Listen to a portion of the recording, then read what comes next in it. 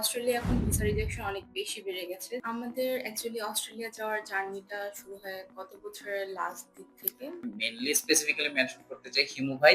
হিমু ভাই অসংখ্য ধন্যবাদ আপনাকে। ফাইনালি তো ভিসা হয়ে গেল। এই জার্নিতে আপনি কি চ্যালেঞ্জ ফেস করেছেন এবং কিভাবে সেগুলো ওভারকাম করেছেন? আমি ডক্টর সামিরা আহমেদ। আমি কুমিল্লা মেডিকেল সেন্টারে কর্মরত আছি বিগত ৩ বছর ধরে।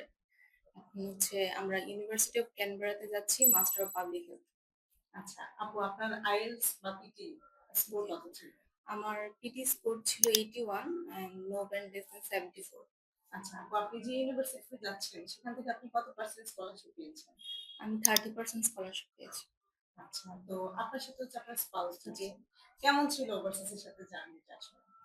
আমি ডক্টর ফাহিম শাহরিয়ার। আমি কুমিল্লা মেডিকেল সেন্টার প্রাইভেট লিমিটেডে গত ৪ বছর ধরে মেডিকেল অফিসার হিসেবে কর্মরত আছি।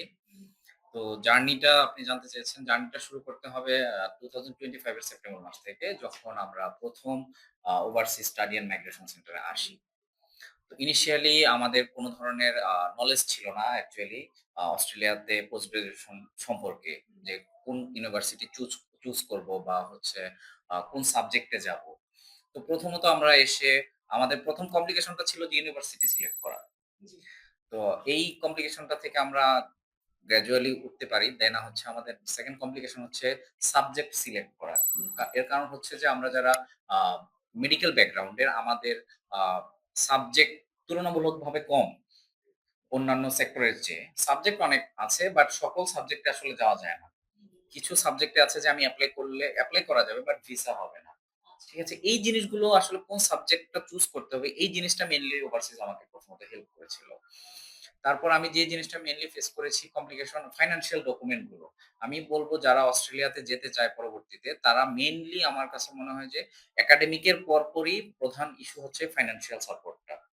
এই রিলেটেড ডকুমেন্ট গুলো যদি প্রপারলি থাকে, তাহলে আমার মনে হয় যে আ যাত্রাটা আরো স্মুথ হয়। আর আরেকটা মেইনলি আমি বলতে চাই যে নেক্সট যারা এপ্লাই করবেন তারা মেইনলি স্টেটমেন্ট অফ পারপাস এবং genuine student statement most important. Most important, মানে মোস্ট ইম্পোর্টেন্ট। আপনার ফাইন্যান্সিয়াল ভালো থাকুক কিংবা খারাপ থাকুক, আপনার একাডেমিক রেজাল্ট খুব বেশি ভালো না হলেও আমার মনে হয় যে এটা কোনো ইস্যু করে না। বাট স্টেটমেন্ট অফ পারপাস এবং জিএস স্টেটমেন্ট, এই ২ টা যদি কেউ প্রপারলি নিজের মতো করে লিখতে পারে এবং ভিসা অফিসারকে বোঝাতে পারে, তাহলে আমার মনে হয় ইনশাআল্লাহ ওনাদের ভিসা হবে। এই আরকি। আর ওভারঅল জার্নিটাতে আমি আরেকটু এড করতে চাই। ওভারসিজ স্টাডি অ্যান্ড মাইগ্রেশন কে অসংখ্য ধন্যবাদ। আমাদেরকে মানে পুরো জার্নিটাতে হেল্প করার জন্য, এবং আমি একজনের কথা মেইনলি স্পেসিফিক্যালি মেনশন করতে চাই, হিমু ভাই। হিমু ভাই অসংখ্য ধন্যবাদ আপনাকে। অসংখ্য ধন্যবাদ।